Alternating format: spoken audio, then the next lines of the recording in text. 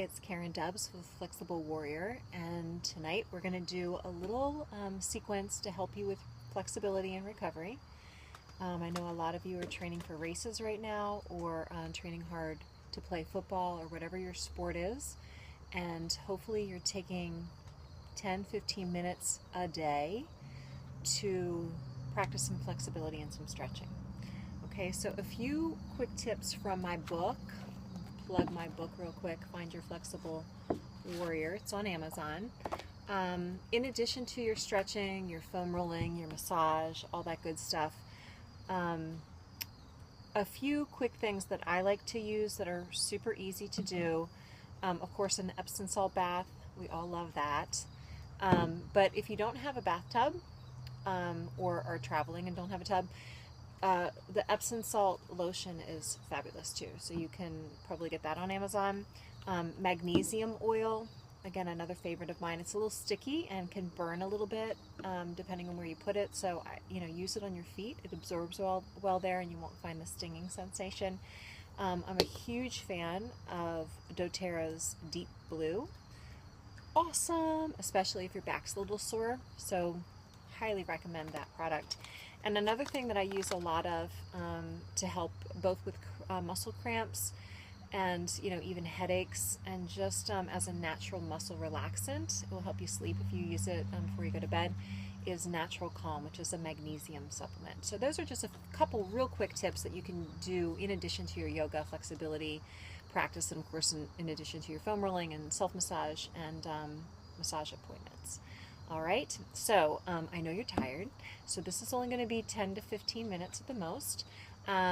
Make sure you have comfortable clothes on, and whether you're in a hotel room or your living room, you can make time and space for this. No equipment required, okay? Just comfortable clothes to kick off your shoes and lie down on your back. So I'm just on the deck here. So you're just going to start in a reclined position. I'm going to move things out of your way, and you want to take your feet, this is just an easy way to do a quad stretch. You want to take your feet at wider than hip bone distance apart, okay? And then just drop both knees over to your right so that your left foot, of course Stella makes an appearance early on, left foot drops down towards your right heel. I know you can't really see my legs here, but the left knee is dropping down in the direction of your right heel, and you want to draw the knee down, but press the hips slightly forward until you feel the stretch right here, your quad and hip flexor, top of your thigh. And we're going to take just 5 deep breaths. This is a really easy way to do a quad stretch in a reclined position. And as always, you want to take deep breaths in and out through your nose. That helps induce the relaxation response. Maybe close your eyes if it's the end of the day, and just really focus on really full deep breaths. And then from there, you're going to go ahead and lie on your side, and you're just going to take the top of that foot into your hand for a quad stretch again. So you want to make sure that the knee is aligned down from the hip. You want to tuck your tailbone under a little bit, pull your belly in, and press your hips forward. So helicopter flying overhead. Let's take one more breath here for this quad stretch. And then go ahead and flip over onto your back. And you're just going to roll your right foot onto the ground, keep your right knee bent, and extend your left leg straight up for a hamstring stretch. You just want to relax your shoulders down and draw your chin a little bit to your chest, so that the back of your neck is nice and long, and you're getting a nice stretch for your left hamstring. And again, 5 deep breaths in and out through the nose.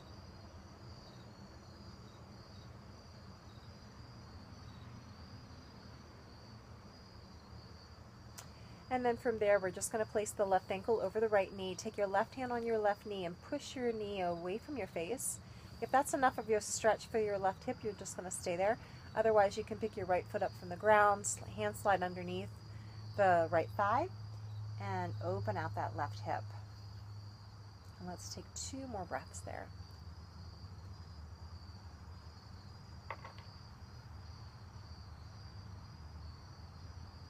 And then go ahead and put your right foot back down onto the ground, And tightly cross your left knee over your right knee, almost like you're sitting in a chair. And then both knees are going to drop over to your left. And you'll feel the stretch probably through your hip, maybe a little bit into your low back. If it feels like it's a little bit too much for you, you can just uncross your legs and stack your knees on top of each other for a reclined twist. So either variation is all good. This one feels a little bit better for me, a little bit nicer, deeper stretch. You can extend your other arm out straight.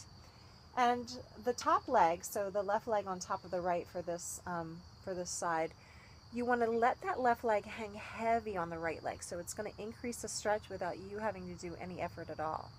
In fact, all you have to do is just completely relax. So let's take one more breath here. Exhale and see if you can soften and relax a little bit more. And then go ahead and bring your right foot flat again, uncross your legs. All right, and let's switch sides. So your feet are going to be, again, hip bone distance apart or a little wider.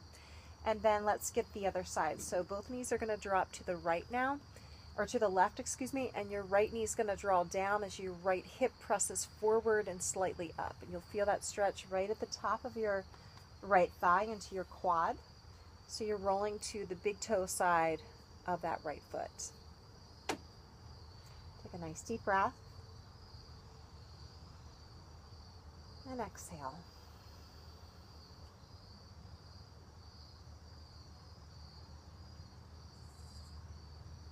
And then from there, we're just going to go ahead and roll onto the side. So I'm going to turn away from you. You're going to roll onto your left side and grab the top of your right foot in your right hand. And just rest your head down onto your arms so your neck's in line with your spine.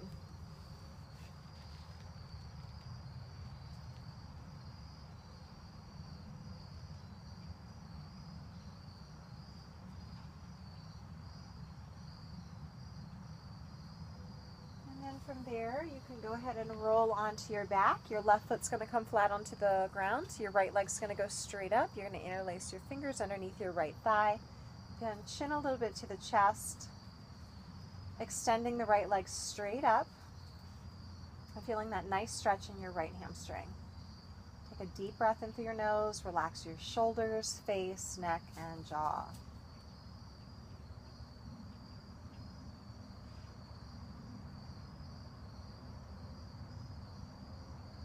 One more breath. And then go ahead and put that right ankle over your left knee. Put your right hand on your right knee. Push your knee away from your face. If you're already feeling a stretch in your right hip there, just stay there. Otherwise, you can pick your left foot up from the ground, slide your hands underneath your left thigh, and again, drop your shoulders down. And by the way, I forgot to mention this on the other side, but if this is not an intense enough stretch for you, you can reach over, grab onto your shin or your knee, and that's going to intensify the stretch a little bit more, drawing the hip a little bit more open. So whatever variation feels really good for you. If you notice that you're straining, holding your breath, or cringing at all, scrunching your brow, that's no good. So you can always back out of it then if you feel like you're doing that, and do a little less. That is, the less is more check-in, you know. Go ahead and put your left foot back down. You're going to slide your right knee over your left, again like you're sitting in a chair with crossed legs. And then both knees are then going to drop to the right. And you'll feel that stretch along the left hip. Again, arms can be open out wide. If that is too intense for you, you just uncross your legs and draw both knees over to the side for an easier reclined twist. So either way, if the top leg is crossed over, then you want to let that leg hang as heavy, like let that be sort of dead weight. And that is going to increase the intensity of the stretch without you having to create any effort at all. Okay, so this is the time to relax. So we are working on chill power here. You know, if you're training for a race or you're a professional or amateur athlete, whatever, we're all a warrior at some level, and it's really, really so critical to take the time for self-care and to balance out all the willpower, all the challenging things that you do with the chill power, the easy restorative things. And that way, when it comes to race day or game day, you'll have all that reserve energy, you know, to really be more powerful with. So go ahead and bring the legs all the way back to center. Uncross and pull both knees into your chest and just do a little bit of a knee stir. So just circle the knees around in one direction. And then reverse that direction, other way. And we're going to do an easy reclined butterfly next. Again, trying to keep it all really restorative, no equipment required here. So, it's just you and, wherever you are. Again, hotel room, you can put a towel down on the floor if you're feeling a little weird about laying on the carpet. Bottoms of the feet, so feet flat, toes together to touch, knees together, and then just knees open out wide. And then rest your hands onto your stomach and make sure your nose is pointed straight up towards the ceiling and back of the neck is long, so chin a little bit to the chest. Place your hands onto your belly. Make sure your elbows are soft and your shoulders are down and away from your ears. Relaxing your eyes closed, soften any tension that you're holding in your jaw. Now with your hands resting on your belly, I want you to take a deep breath into your belly, feel your belly rise. And as you exhale, I want you to breathe out twice as long as you inhaled. So keep breathing out until you feel like you breathed out every last drop of air and you feel that calming relaxation settle into the body. And practice that a few more times. So really deep inhale, expand your belly. And then as you exhale, belly draws back to the spine and keep exhaling so you're breathing out twice as long as you breathed in, inducing the relaxation response, calming the body with the exhale. Practice that a few more times on your own, breathing in as deeply as possible and exhaling twice as long, softening any tension, shoulders, jaw, space between the eyebrows. And take your time to complete one more complete breath cycle.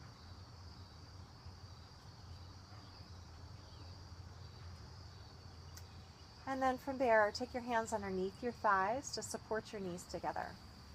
You can just roll over onto one side and push yourself up. And I'm going to move over to my outside wall here. But hopefully you have a place in your living room or in your hotel room that you can clear space and put your legs up the wall. That's one of the most restorative poses you can do.